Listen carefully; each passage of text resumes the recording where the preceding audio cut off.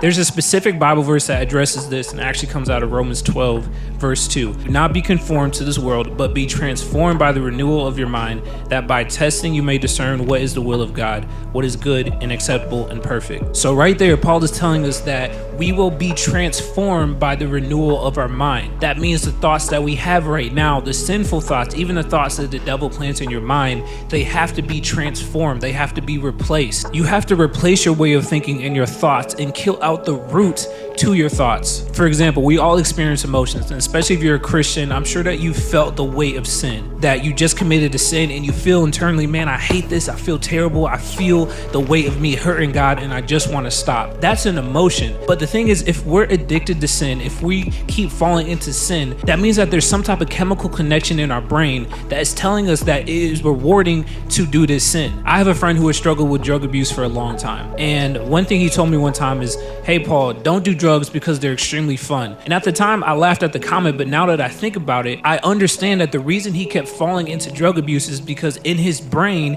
he actually thought that it was fun. So what we need to do is connect the idea of satisfaction to something else than whatever negative sin that we connect that to. Here's the crazy thing about our brains. Our brains are not biased to what fires off dopamine. Dopamine is dopamine in our brain, right? So we need to change the feeling of satisfaction, the feeling of gratification from lust to now self-control. You can actually chemically change the makeup of your brain. You can train your brain to only be satisfied when it participates in self-control or in prayer or in Bible reading or receiving a good word, because